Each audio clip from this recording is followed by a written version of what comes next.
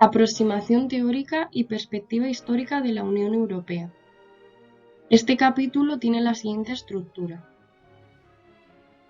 La integración económica tiene su origen tras la Segunda Guerra Mundial y ha pasado por diferentes etapas hasta llegar a lo que actualmente conocemos como Unión Europea. Los factores son políticos y a partir de estos se construyen los económicos. En factores económicos destaca Persman, que dice que hay que eliminar las fronteras económicas, es decir, tener una libre circulación de bienes y servicios. Y en política destaca Tinbergen, quien hace distinción entre integración positiva y negativa. Las diferentes modalidades de integración económica son las siguientes. Cabe destacar que va desde la más simple a la más compleja. La más simple es el libre comercio y se va a caracterizar por la eliminación de barreras arancelarias. La unión aduanera consiste en la misma característica anterior y se le añade la adaptación de un arancel aduanero común. El mercado común va a consistir en las dos características mencionadas anteriormente y se le añade la libre circulación de los factores productivos. La unión económica y monetaria va a consistir en todas las características mencionadas anteriormente y se va a añadir la política monetaria única, lo que quiere decir que se va a establecer una moneda única, en este caso va a ser el euro, el cual se introdujo en 1999 y físicamente en el 2002. Aquí podemos observar una tabla donde se presentan las diferentes modalidades de integración económica y las diferentes características que tiene cada uno. El principal objetivo político es mantener la paz en Europa y el principal objetivo económico será aumentar la tasa de crecimiento de su producción y de su renta. La teoría de integración económica analiza el efecto de una unión aduanera. Para ello, va a estudiar los efectos que tiene eliminar el arancel interno y crear un arancel externo común. Esto va a dar lugar a dos efectos, los estáticos y los dinámicos. Los efectos estáticos, a su vez, se van a diferenciar entre creación de comercio y desviación de comercio. La creación de comercio consiste en que los países sustituyan la producción nacional más costosa por importaciones más baratas procedentes del país socio, y esta se divide en efecto de producción y efecto consumo. Y la desviación de comercio consiste en la sustitución de importaciones más baratas de países terceros por importaciones más caras pero de países socios. Cabe destacar que el comercio interindustrial se caracteriza porque los países intercambian bienes distintos. Esto va a implicar el cierre total o parcial de una rama productiva de un país y su correspondiente expansión en otro. Y el comercio intraindustrial va a consistir en un intercambio simultáneo del mismo tipo de bienes, lo que va a implicar la expansión de una misma rama de actividad en dos o más países. Y los efectos dinámicos son aquellos que potencian el crecimiento del output de los diferentes países socios. Se puede dar por dos vías, por el aumento de productividad o por el aumento de los recursos productivos. Esto hará que haya una mayor competencia. Y esa mayor competencia hará que las empresas sean más eficientes e inviertan en investigación y desarrollo, lo que va a hacer que haya mucha innovación tecnológica y se dé un crecimiento económico. Con ese crecimiento económico se van a explotar más las economías de escala, que se van a caracterizar por un mayor grado de especialización y reducción de los costes medios de sectores y empresas. Tras la Segunda Guerra Mundial, Europa quedó en gran medida destruida. Las dos potencias emergentes de aquella contienda fueron Estados Unidos y la Unión Soviética. Estados Unidos propició un nuevo orden internacional económico basado en el libre mercado y en el multilateralismo, surgiendo así el Acuerdo General sobre Aranceles Aduaneros y Comercio, el Fondo Monetario Internacional y el Banco Mundial.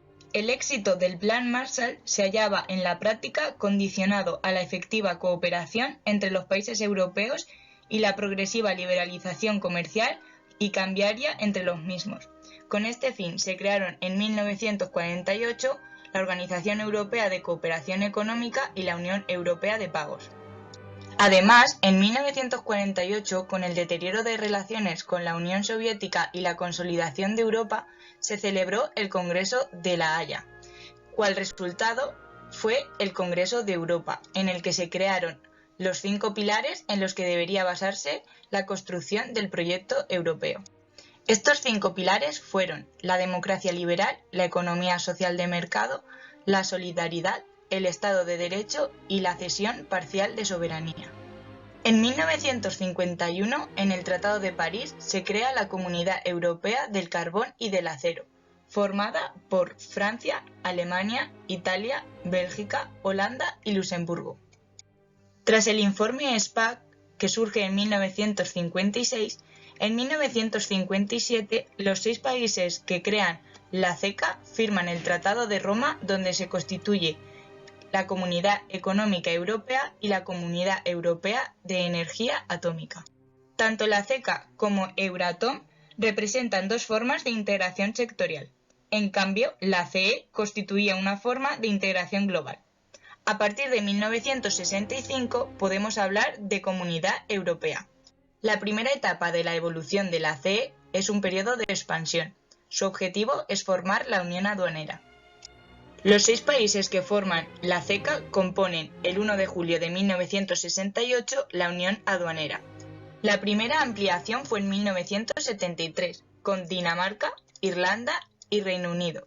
La primera ampliación coincide con el primer intento de establecer una unión económica y monetaria, que a su vez coincide con la suspensión de la convertibilidad del dólar en oro y la crisis del petróleo. En 1979 se crea el Sistema Monetario Europeo. Sin embargo, en 1979 ocurre la segunda crisis del petróleo. La segunda ampliación, que ocurre en 1981, con Grecia. La tercera ampliación, que ocurre en 1986, con España y Portugal. En 1985, Delors presenta la idea de crear un gran mercado interior. El Acta Única Europea representó la primera reforma importante de los tratados constitutivos de las comunidades europeas.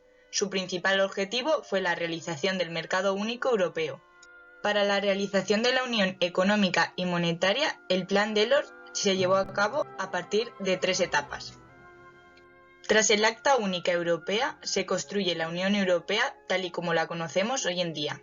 La cuarta ampliación, que se llevó a cabo en 1995 con Australia, Finlandia y Suecia. El crecimiento de la Unión Europea exigía una reforma institucional en el ámbito social e institucional.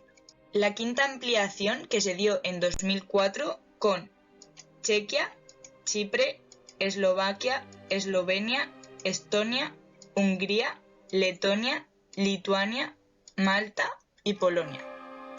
En 2007 se dio la sexta ampliación con Bulgaria y Rumanía. En 2007 se lleva a cabo el Tratado de Lisboa, que está vigente en la actualidad. La séptima ampliación y última se dio en 2013 con Croacia. Por otro lado, el primer abandono de la Unión Europea se dio en 2020 con Reino Unido. Esta es una tabla resumen de todo lo que hemos comentado anteriormente.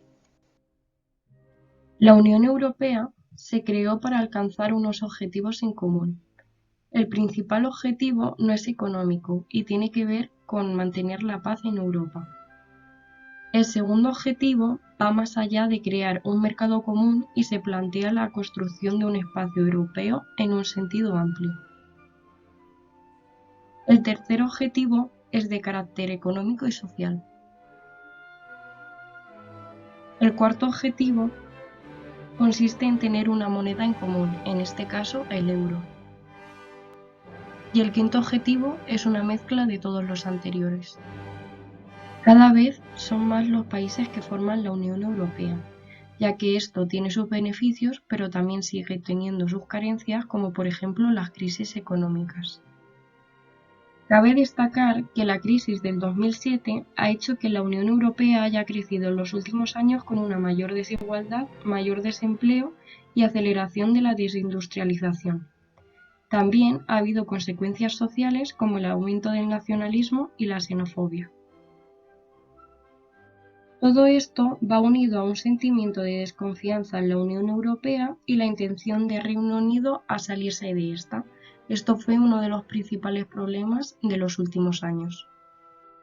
Pero para tranquilizar la situación, la Comisión Europea en 2017 preparó un libro en blanco para establecer 5 escenarios posibles para el futuro de la Unión, a cumplirse desde ese año hasta 2025, y también 5 documentos de reflexión en las áreas social, defensa, unión monetaria, globalización y presupuestos. Actualmente, la Unión Europea es una asociación económica y política única en su género y compuesta por 27 países europeos, que abarcan juntos gran parte del continente.